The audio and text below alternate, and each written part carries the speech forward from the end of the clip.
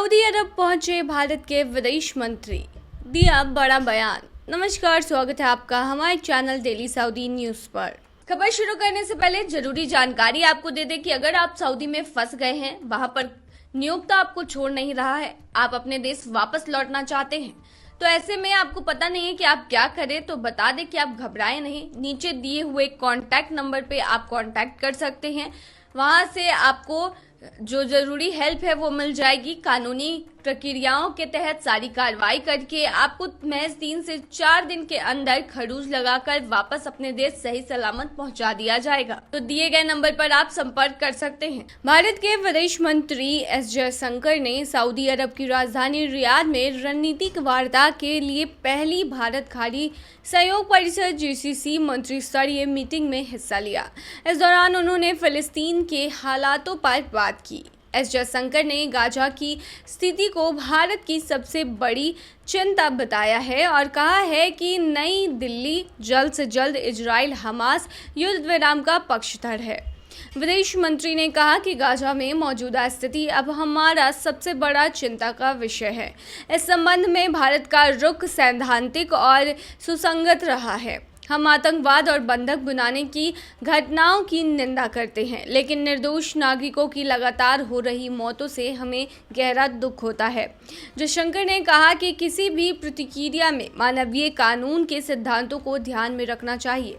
हम जल्द से जल्द युद्ध विराम का समर्थन करते हैं। 7 अक्टूबर को गाजा पट्टी पर शासन करने वाले हमास ने भूमि, वायु और समुद्र के रास्ते से इजराइल पर अभूतपूर्व हमला किया, जिसमें 1200 लोग मारे गए और 250 अन्य का अपहरण कर लिया गया।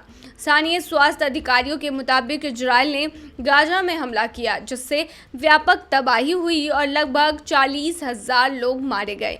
दोनों पक्ष 11 महीने से चल रहे संघर्ष को समाप्त करने के लिए संघर्ष विराम पर पहुंचने में अब तक विफल रहे हैं। जयशंकर ने कहा है कि भारत समाधान के जरिए फिलिस्तीनी मुद्दे के समाधान के लिए खड़ा है। भारत ने फिलिस्तीनी संस्थानों और क्षमताओं के निर्माण में भी योगदान दिया है।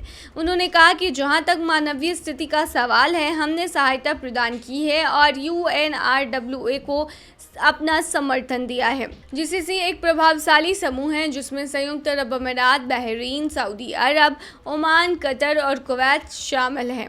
वित्त वर्ष 2022-23 में GCC देशों के साथ भारत का कुल व्यापार 184.46 बिलियन अरब डॉलर रहा है। जयशंकर ने कहा कि रणनीतिक वार्ता के लिए पहली भारत GCC मंत्री स्तरीय बैठक में भाग लेना उनके लिए बहुत खुशी की बात है।